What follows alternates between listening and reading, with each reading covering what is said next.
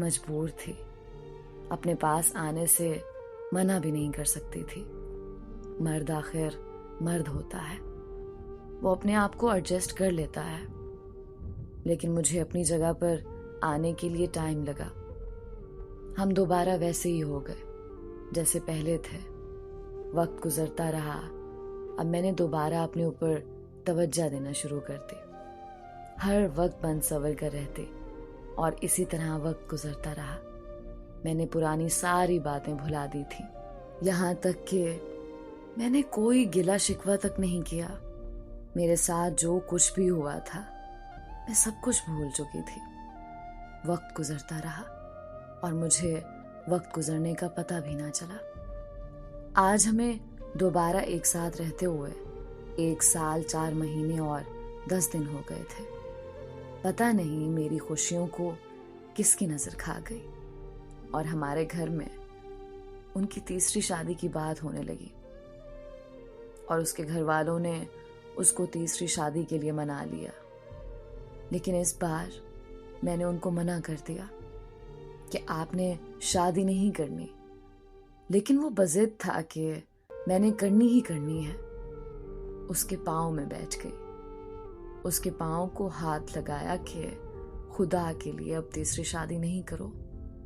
लेकिन उसने मेरी एक ना सुनी।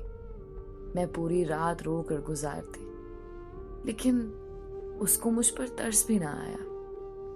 और आखिर वो दिन आ गया जो उसके लिए तो खुशी का दिन था, लेकिन मेरे लिए कयामत से कम ना था। यानी वो निकाह का दिन था। उसी दिन मेरे अम्मी अब्बू मुझे लेने के लिए आ गए, लेकिन मैं जाने के लिए राजी नहीं थी। उसने आज हद कर दी थी। मेरे माँ बाप को बेइज्जत किया, बुरा भला कहा। मैं अपनी बेइज्जती बर्दाश्त कर सकती थी, अपने माँ बाप की नहीं। उसने तो यहाँ तक कह दिया कि अपनी बेटी को जाते हुए साथ ले जाना। और मैं अपने माँ बाप के साथ मैके आ गई। अभी मुझे अपने मैके आए हुए 3 दिन गुजरे थे। तबीयत खराब हो गई, अम्मी के साथ अस्पताल गई तो वहां जाकर पता चला कि मैं माँ बनने वाली हूँ। मैं इतनी खुश थी कि मेरी खुशी की कोई इंतहा न थी। जब से मुझे पता चला कि मैं माँ बनने वाली हूँ, मैं बहुत ज्यादा खुश थी। मेरे साथ उसने जो कुछ भी किया था मैं सब कुछ भूल चुकी थी, लेकिन मैं उसके पास नहीं जाना चाहती थी। मैंने फैसला कर लिया था कि मैं अपनी जिंदगी अपने सहारे जीऊंगी।